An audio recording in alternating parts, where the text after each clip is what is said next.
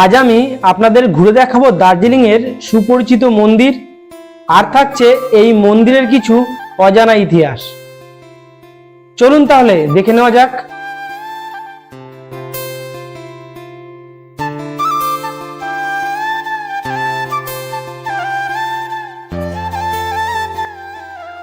Hello বন্ধুরা, welcome to my channel. আর আমি Victor. আশা করছি আপনারা ভালোই আছেন, আর আমিও ভালো আছি। তো আজ আমি চলে এসেছি আরও একটি নতুন ভিডিও নিয়ে। আপনারা নিশ্চয় থাম্বনেইল আর ভিডিও দেখে বুঝতে পেরেছেন আজ আমি কোথায়। হ্যাঁ বন্ধুরা, আজ আমি কলকাতার বাইরে। তো ভিডিওটি সম্পূর্ণ দেখতে থাকুন, তাহলেই বুঝতে পারবেন আজ আমি কোথায়। আর যারা নতুন দেখছেন তারা অবশ্যই সাবস্ক্রাইব করে পাশে থাকা বেল আইকনটি প্রেস করে দেবেন। লাইক, কমেন্ট, শেয়ার করতে ভুলবেন না। তো চলুন ভিডিওটি শুরু করি।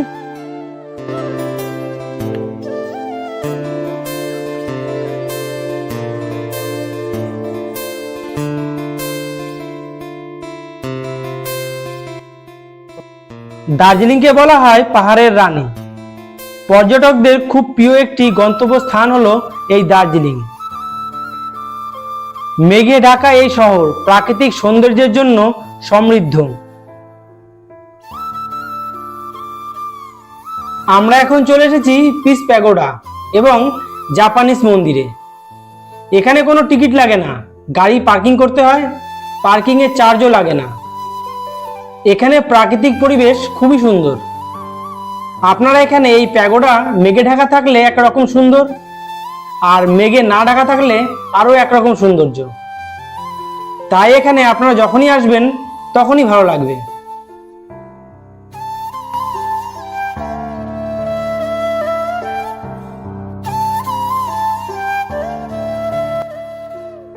তো চলুন সিঁড়ি ধরে উপরে যাই। উপরে উঠলে আপনারা প্রথমে দেখতে পাবেন জাপানিজ টেম্পল। বলে রাখি, আপনারা এখানে এই টেম্পলে ছবি তুলতে পারেন, ভিডিও করতে পারেন, কিন্তু এদের নিয়ম আছে। যখন এনাদের প্রার্থনা হয় সেই সময় কোনো ছবি বা ভিডিও করা যাবে না। ভোর 4:30 থেকে 6টা এবং বিকাল 4:30 থেকে 6:30 পর্যন্ত এই প্রার্থনা চলে।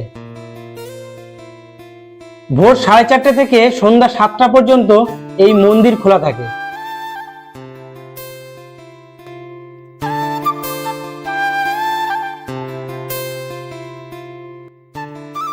এবার চলে আসি এই মন্দিরের কিছু ইতিহাস নিয়ে। এখানে মূলত রয়েছে দুটি মন্দির, জাপানিজ টেম্পল আর পিস প্যাগোডা। এই মন্দিরটি নির্মিত হয়েছিল জাপানি বৌদ্ধ সন্ন্যাসী তথা নিপুণ জন নিওহোজি সম্প্রদায়ের প্রতিষ্ঠাতা নিচিদা থুপজি তত্ত্বাবধানে। 1972 সালে এই প্যাগোডার ভিত্তি স্থাপন করেছিলেন নিচিদা থুপজি।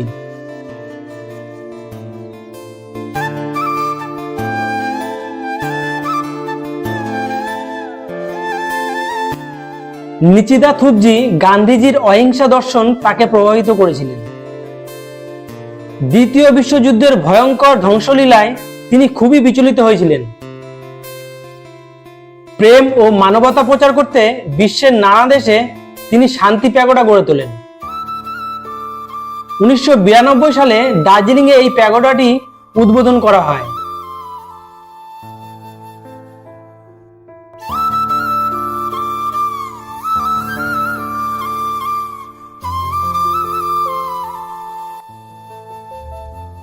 এই মন্দিরে রয়েছে বৌদ্ধ মূর্তি ও নিচিদা থুপজির ছবিও রয়েছে, আর আছে বিভিন্ন জায়গার প্যাগোডার ছবি।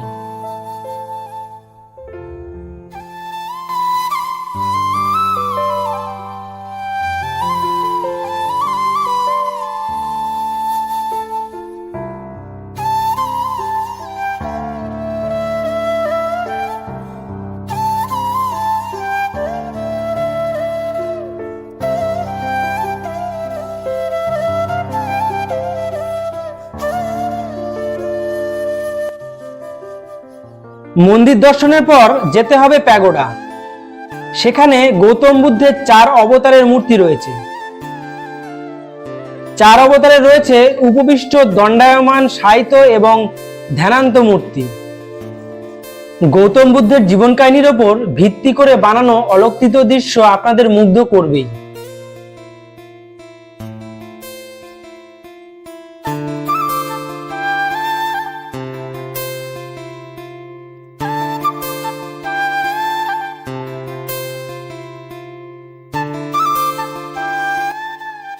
চোখে পড়বে প্যাগোডা এবং মন্দিরে স্থাপিত রাজকীয় সিংহের ভাস্কর্য।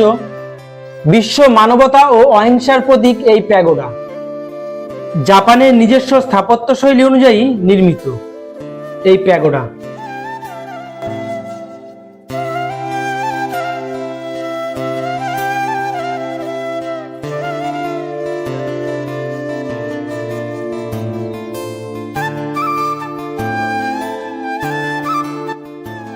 দার্জিলিং এর উচ্চতম স্বাধীনভাবে দাঁড়িয়ে থাকা বৌদ্ধ হলো এটি।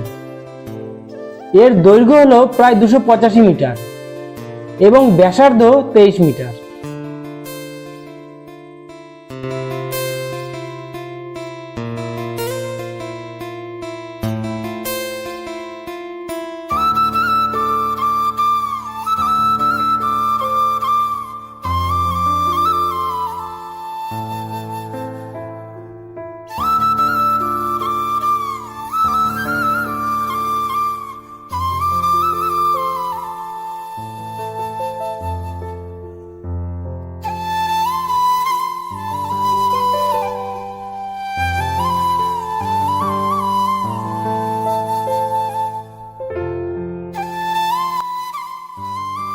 সিঁড়ি বেয়ে আপনারা উপরে উঠলে দেখতে পাবেন অনবদ্য প্রাকৃতিক সৌন্দর্য। তো বন্ধুরা, এই ছিল আমার আজকের ভিডিও। কেমন লাগলো অবশ্যই কমেন্ট করে জানাবেন।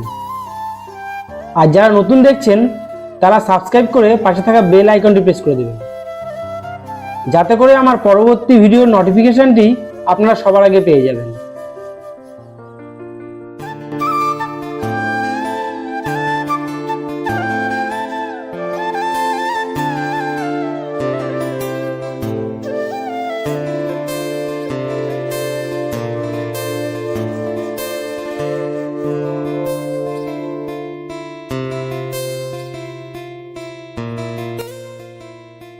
তো বন্ধুরা, দেখা হবে পরের ভিডিওতে। ততক্ষণ ভালো থাকবেন, সুস্থ থাকবেন।